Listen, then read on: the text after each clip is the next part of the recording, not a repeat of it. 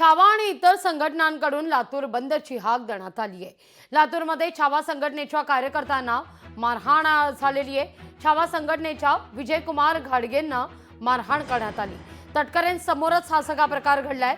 मारहाणीच्या निषेधार्थ आज लातूर बंदची हाक देखील देण्यात आलेली आहे। विविध संघटना आणि पक्षाचे कार्यकर्ते लातूरमध्ये रस्त्यावर उतरले आहेत।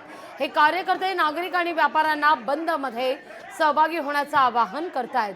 शहरातील प्रमुख मार्गांवरून सुद्धा फिरतायत। या सगळ्याचा आढावा घेतला आपले प्रतिनिधी सचिन अंकुलगे यांनी।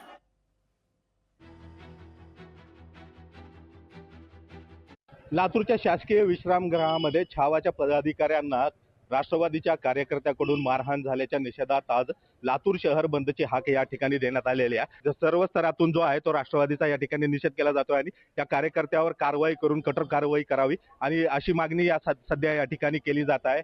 सर्व स्तरातून जो आहे तो राज्यभर या ठिकाणी याचा संताप जो आहे तो या ठिकाणी व्यक्त केला जातो आहे। हे राष्ट्रवादीचे जे सूरज चव्हाण आहेत त्यांच्यावरती कठोर कारवाई करावी अशी मागणी आता सर्व स्तरातून केली जात आहे। सचिन अंकुलगे, लोकशाही मराठी, लातूर। राष्ट्रवादीने ही गुंड पाळण्याचं षडयंत्र जे आहे ते बंद करावं, या लोकांवर कारवाई करावी। संसदेत विधान भवनात पत्ते खेळणाऱ्या कृषी मंत्र्याचा तात्काळ राजीनामा घ्यावा, हकालपट्टी करावी।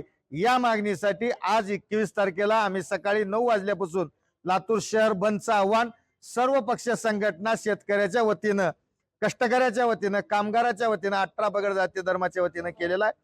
आणि निश्चितपणे जोपर्यंत या लोकांवर कारवाई होत नाही, त्या मंत्र्याची हकालपट्टी होत नाही, या सगळ्या प्रसारणाची बुवा हे कोण षडयंत्र रचलं, कोण याच्या मागे कटाचा या सूत्रधार आहे, या सगळ्या प्रकारची निष्पक्ष चौकशी जोपर्यंत होत नाही तोपर्यंत हे आंदोलन थांबणार नाही।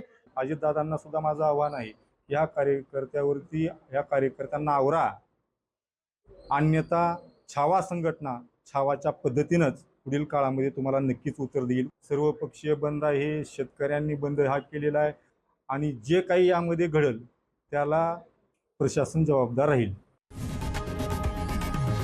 लोकशाही मराठी, ऐका, पहा, जागरूक रहा।